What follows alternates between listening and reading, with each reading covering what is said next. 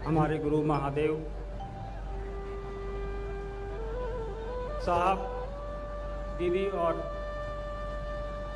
मनातू के इस पवित्र प्रांगण में बैठे तमाम गुरु भाई गुरु बहन को मेरा प्रणाम है। वर्षों बाद एक आयोजन मनातू गढ़ के इस प्रांगण में अपने गुरु शिव की बात करने, उनकी बात सुनने और उनकी बात सुनाने के लिए आयोजित किया गया।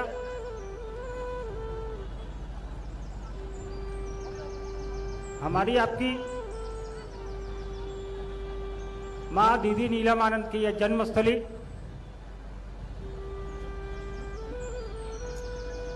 और हमारी भी यह जन्मस्थली है।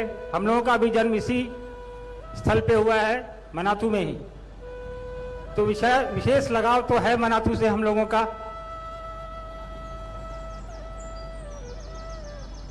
और माँ तो माँ होती हैं।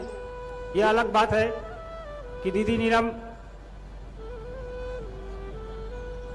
के शरीर से हमने जन्म लिया है, लेकिन दीदी नीलम ने आपके हमारे जैसे करोड़ों बच्चे इस देश में खड़े कर दिए हैं अपने शिव गुरु की के नाम के लिए।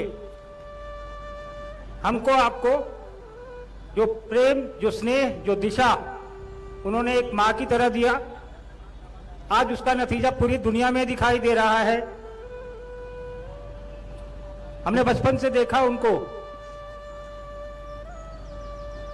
कि गुरु भाइयों में, गुरु बहनों में जो भी उनके पास आया, जो भी उनसे मिला, उसको भी उतना ही स्नेह मिला जितना हम लोगों को मिलता था।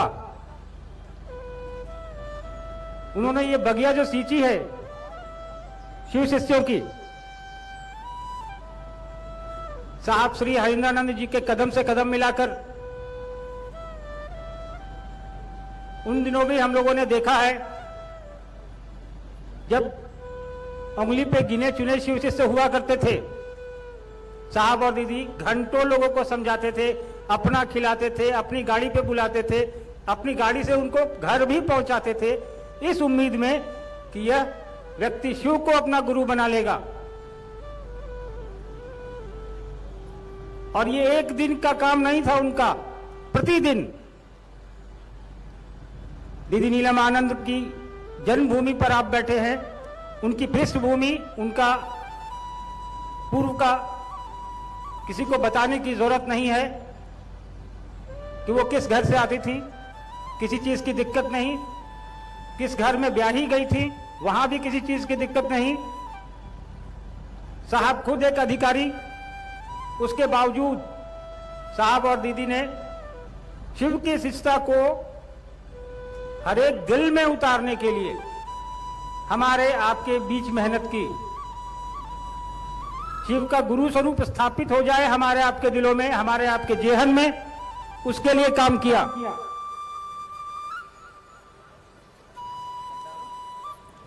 एक पुत्र होने के नाते थोड़ा सा आप लोगों से ज्यादा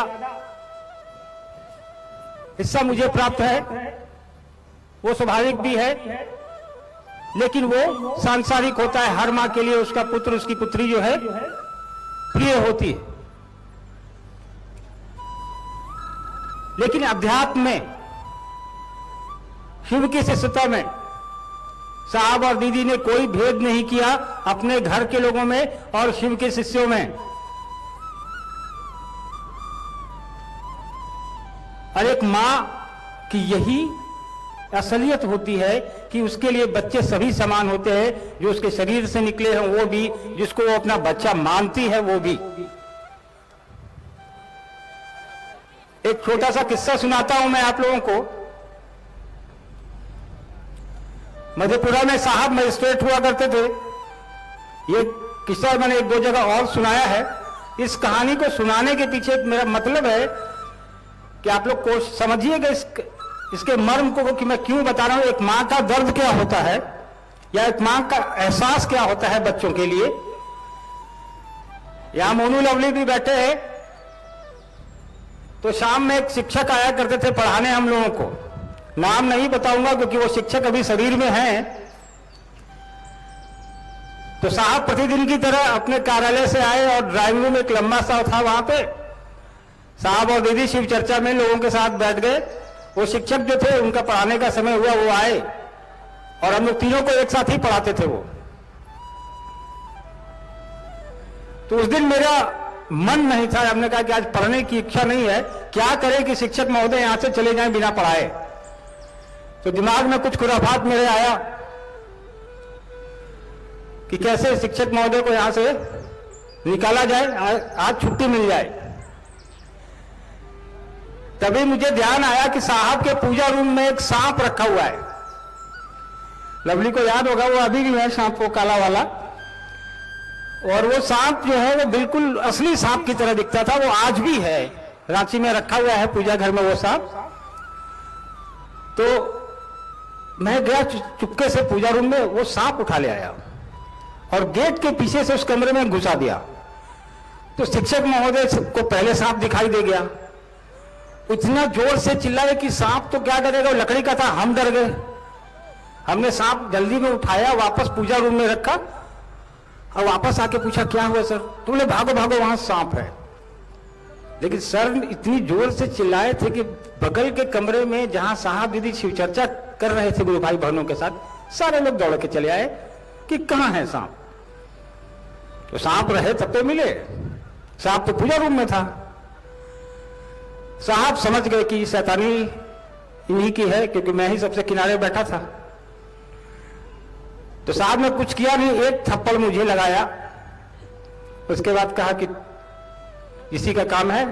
खैर थप्पड़ लगने का दुख तो नहीं था, लेकिन उसके बाद मास्टर की पढ़ाई से छुट्टी मिल गई, इसकी खुशी जरूर थी।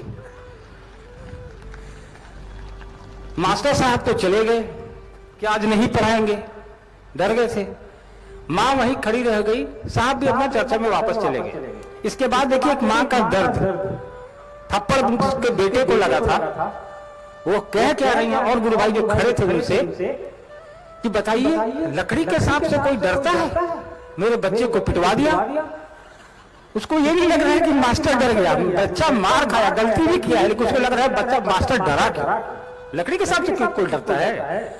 तो एक देखिए एक मां का दर्द ये होता है। उन्होंने अपने बच्चों को, आपको, किसी को भी, उनका पल प्रतिपल का जो स्नेह है वो आज भी आपको हमको मिल रहा है। जब दिल्ली एम्स में भर्ती थी वो, बगल में उनके पेशेंट आते थे नए नए, वो ठीक होके जाते थे, उनको वो शिव चर्चा सुनाती, उनको ठीक होने का आशीर्वाद देती। साहब कहते भी थे तुम ये क्या करती हो, उसका कष्ट तुमको लेना पड़ेगा। खुद इनकी दोनों किडनियां फेल थी, लेकिन दूसरे को आशीर्वाद देती थी उसी एम्स में कि तुम ठीक हो जाओगे।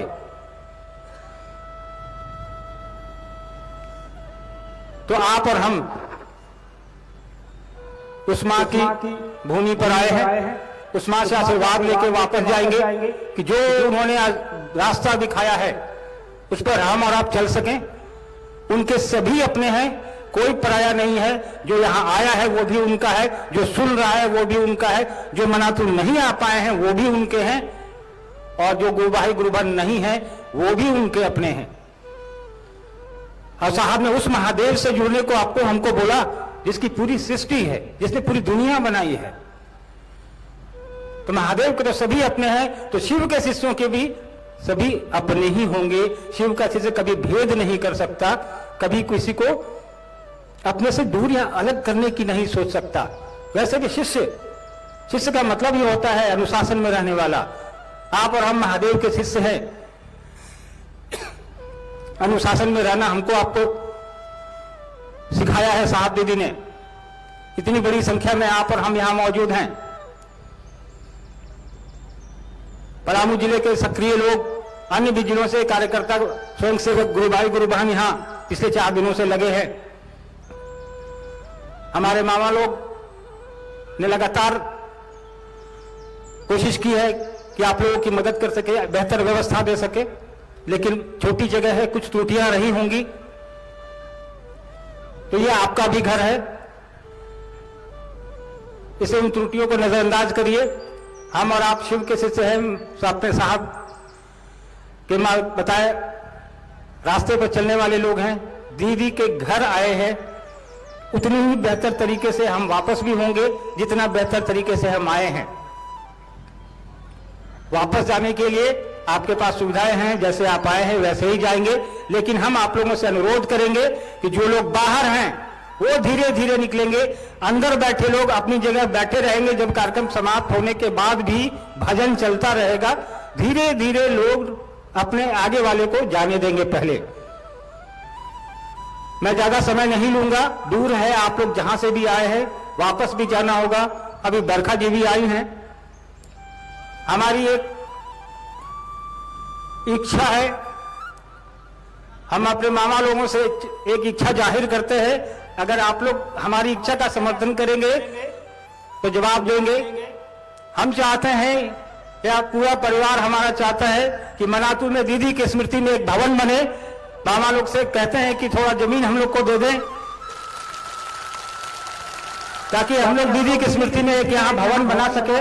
बहुत लोग दर्शनार्थ यहाँ आते हैं तो उनकी सुविधा भी हो जाएगी। स्मृति में भवन भी बन जाएगा, कुछ लोगों को आराम भी मिल जाएगा। चलिए, इस उम्मीद में कि फिर दोबारा मुलाकात होगी इसी जगह पे, हो सकता है इससे बड़ी जगह पर हो। आप सभी को मेरा प्रणाम है।